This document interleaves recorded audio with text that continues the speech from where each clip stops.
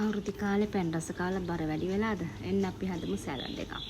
මේකට කියුකම්බර්, බිත්තර, වෝටර්මෙලන්, චික්පීස් ඒ වගේ දේවල් ටිකක් ගෙදර හොයාගන්න පුළුවන් දේවල් ටිකක් තමයි මම අරගෙන තියෙන්නේ.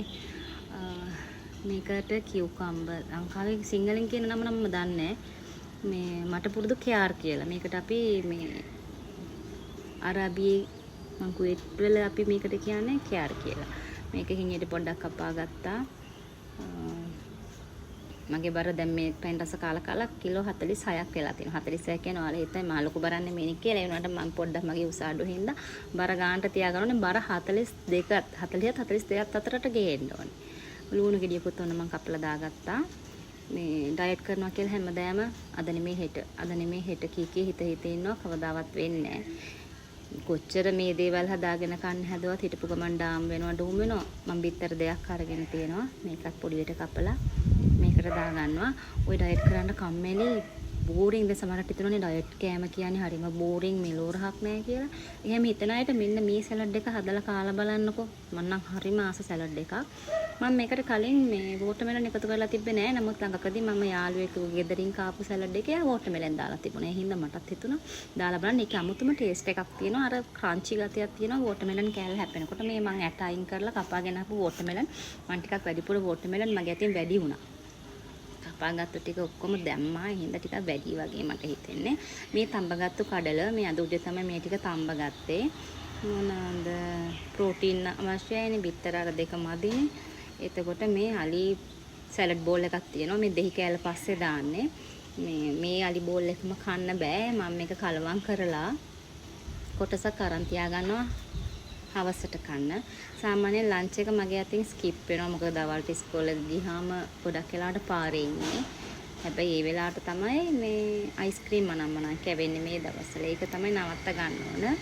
දැන් මේක හොඳට කලවම් කරලා මම මේකට අර ඩ්‍රෙසින්ග්ස් මොකුත් දාන්න ඉස්සෙල්ලා ලුණු ගම්බිරිස් මොනවද දාන්න ඉස්සෙල්ලා කොටසක් අයින් කරගන්නවා හවසට. ඊට පස්සේ ඒක හවසට ෆ්‍රිජ් එකකින් මේ වෙලේට අරගෙන මික්ස් කරගන්නවා. උතර ෆ්‍රෙෂ්නස් එක තියෙනවා.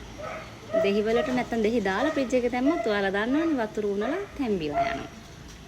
ඒ හින්දා මුකුත් දාන්නේ නැහැ මම. දැන් මේ ටික තමයි මම දැන් කන්න හදන්නේ. මට මේ ටික ඇති. මම දැන් මේකට අවශ්‍ය කරන ටික දාගන්නයි යන්නේ. මම මේ දාන හැමදේම දාන්න අවශ්‍ය නැහැ. ඒ වුණාට තියෙනවා නම් දාලා බලන්න. ඔයාලට කවදාවත් සැලඩ් එක අප්පිරිය වෙන්නේ නැතුව කන්න පුළුවන්. හරිම රසයි.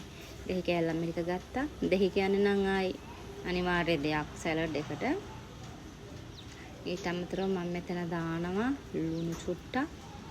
මේ බොහොම චුට්ටක් දාගන්නේ. මොකද කර්ඩ් එකෙත් මම කර්ඩ් දානවා. මේකේ චුට්ට දාන ඒකෙත් ලුණු තියෙනවනේ. ඒ හින්දා ලුණු චුට්ටක් තමයි දාගන්නේ. ගම්බිරිස් කුඩු චුට්ටක්. ගම්බිරිස් නම් චුට්ටක් වැඩිපුර දාගන්නවා. ටිකක් සැරට තියෙනවනේ හින්දා.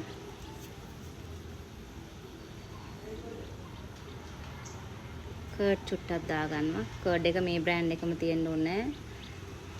මගේ ළඟ තියෙන මේක මම මේකට ආසයි. අනිත් ඒවල සමහර ඒවා ඇඹුල වැඩි. මේකේ ඇඹුල එහෙම ලොකුට නෑ. මේක හරිම රසයි.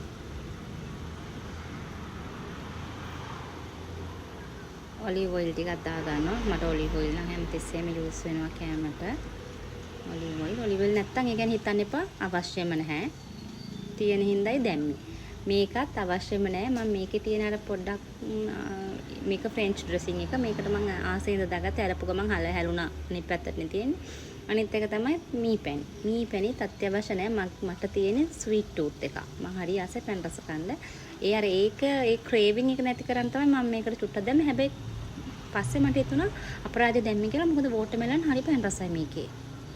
ඒ හින්දා වෝටර්මෙලන් දානවා නම් අවශ්‍ය නැහැ මේ මීපැණි. ඊට පස්සේ හොඳට මේ කලවම් කරන්න තමයි තියෙන්නේ. සැලඩ් එක හදලා ඉවරයි. මේකට තියෙනවා නම් චිකන් දාන්න පුළුවන්. ඊයේ චිකන් දාලා හදාගෙන කෑවේ. ඒක මට රෙකෝඩ් කරගන්න බැරුව ගියා. ඒ වුණාට ඩයට් එක ඩාම් වෙලා ඩූම් වුණා. දවල් බබාට අයිස්ක්‍රීම් ඉල්ලුවා. එයාට ෆෝන් එකක් දෙනකොට මටත් මගේ පෙරේතකම නවත්ත ගන්න බැරුව ගියා. මමත් අයිස්ක්‍රීම් කෝන් එකක් කෑවා. ඔයාලා වීඩියෝ එකේ මුලදී දකින්න නැති අයිස්ක්‍රීම් කෝන් බොක්ස් එක තියෙනවා ඉස්සරහින්. ඔන්න මේ තියෙන සැලඩ් එක මම දැන් මේක කන්නයි හදන්නේ.